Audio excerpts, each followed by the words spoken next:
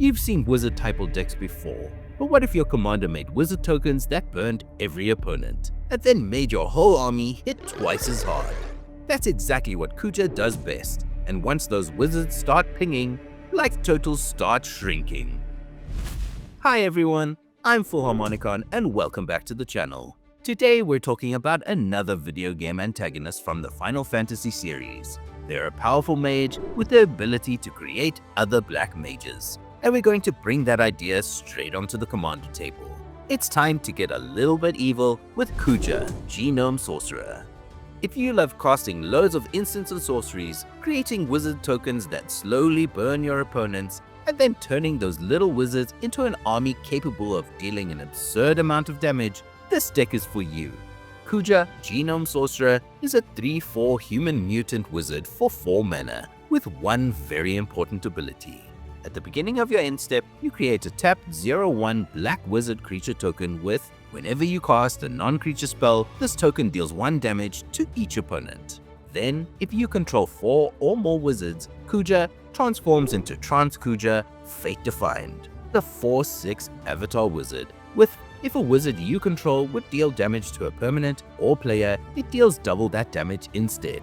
So, we have a commander that steadily creates wizard tokens, and every one of those tokens damages the entire table whenever we cast a non-creature spell.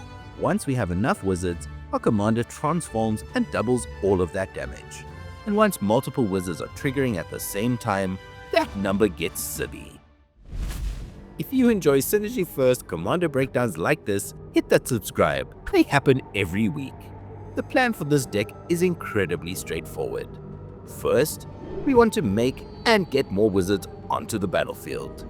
Then, we want to cast plenty of non-creature spells, triggering those wizards and repeatedly pinging each opponent. And finally, we transform Kuja and burn the entire table to the ground by making every one of those triggers deal an incredible amount of damage. So let's start with how we make and find more wizards. Black Waltz number 3 is ridiculous here. It's basically an upgraded version of our little black wizard tokens, dealing 2 damage to each opponent whenever we cast a non-creature spell. Black Mage's Rod essentially creates another black wizard creature token, and if that creature token dies, we can equip Black Mage's Rod to another creature, turn that creature into a wizard, and give it the same pinging ability. Coruscation Mage is already a wizard, but we can cast it using its offspring cost to get 2 wizards that both ping our opponents whenever we cast non-creature spells. Fandaniel Telophoroi gives our opponents a nasty choice. They either sacrifice a creature or lose 2 life for every instant and sorcery in our graveyard. And in this deck, there should be plenty of those. Gleeful Arsonist works a little differently. Instead of caring about our non-creature spells, it deals damage equal to its power whenever one of our opponents casts one. Mysidian Elder is a wizard that also creates another black wizard creature token when it enters, helping us quickly reach the 4 wizards needed to transform our commander. Queen Brane creates another black wizard creature token whenever she attacks. She also grows larger whenever we cast a non-creature spell, giving us an additional way to pressure life totals. Vivi's Persistence is pretty expensive at the time of making this video, sitting around the $60 mark, but it feels like it was designed for this deck. It creates a pinging black wizard token when we cast it, triggering all our existing wizards. Then, whenever our commander attacks, we can pay 2 mana to return Vivi's Persistence from our graveyard to our hand. Transpose lets us draw 2 cards and discard 2 cards over 2 turns while making another pinging wizard friend. Because both halves are non-creature spells being cast, it also triggers all our wizards twice. Roxlight Sorcerer gives us another wizard that triggers when we cast instants and sorceries, but this time we get to choose where the damage goes. Emeritus of Conflict is a wizard that gives us a repeatable lightning bolt, which also triggers all our other pingers. Harmonic Prodigy doubles the triggered abilities of all our wizards, and a few shamans in the deck. When Trance Kuja Fate Defied is also doubling the damage from those triggers, things get out of hand pretty quickly. Because we're casting so many instants and sorceries, we may as well add a few more ways to help the burn plan along. Gutter Snipe, Fiery Inscription are not wizards, but both deal 2 damage to each opponent whenever we cast an instant or sorcery. Longshot Rebel Bowman, also not a wizard, but also deals 2 damage to each opponent when we cast an instant or sorcery, while reducing the cost of the spells by 1 mana. Kessig Flame Breather, Firebrand Archer, Erebor Flamesmith, Electrostatic Field, and Thermo Alchemist, each ping our opponents as we cast spells. Individually, those triggers look small, but together they put the table on a very short clock. Artist Talent lets us rummage whenever we cast a non-creature spell, discounts those spells, and can eventually increase the damage of every one of our pingers by 2. Collective Inferno makes all our wizards deal double damage. Combine that with Trance Kuja, and that damage is being doubled again. City on Fire triples all damage we deal, which can still be doubled by Trance Kuja, and at that point, every non-creature spell becomes a genuinely terrifying threat. Mizzix's Mastery is one of our late game finishers, casted for its overload cost, and we get to recast every instant and sorcery in our graveyard, getting all that value, all those pings, all over again. For card draw, we mainly want non-creature spells that keep our engine moving while triggering our wizards. Circle of Power draws 2 cards, creates another black wizard creature token, and gives all our wizards a small temporary buff. Grab the Prize activates our wizards, draws cards, and deals another 2 damage to each opponent. Light Up the Stage will normally cost just 1 mana in this deck, and it gives us 2 cards to play from exile. Laughing Mad draws 2 cards and triggers our wizards. It also has Flashback, allowing us to cast it again later. Sign in Blood, Night's Whisper, and Read the Bones are classic Spellslinger draw options that keep our hand full while activating every wizard we control. Big Score and Unexpected Windfall both draw 2 cards and create 2 treasure tokens, helping us accelerate into bigger turns later on.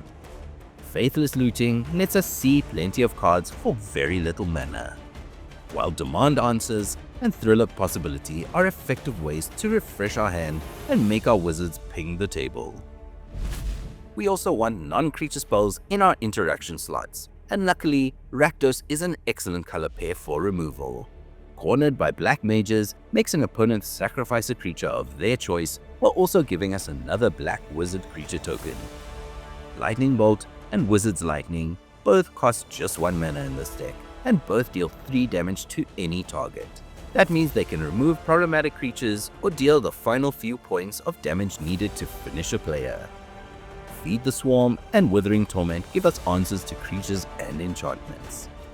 Rakdos Charm provides graveyard hate, artifact removal, or a way to punish an opponent for building a creature-heavy board. Chaos Warp, Terminate, and Bedevil are all efficient, flexible removal spells that also trigger our wizards. Now luckily for us, most of Rakdos' ramp is already non-creature based. Dark Ritual is cheap, gives us 2 additional mana, and triggers our burn effects. Seething Song costs a little bit more but follows the same idea and can help set up an explosive turn.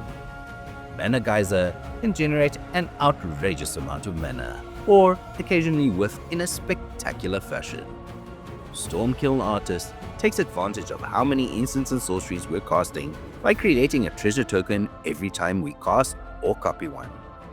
Even our mana rocks, like Soul Ring, Arcane Signet, Rakdos Signet, and Talisman of Indulgence are non-creature spells, so they activate our wizards while developing our mana. And finally, we have a few lands that contribute to the burn game plan. Lindblum Industrial Regency can create another black wizard creature token, trigger our existing wizards, and still function as a land when we need it. Midgar City of Mako gives us an additional card draw spell and a way to activate our wizards from a land.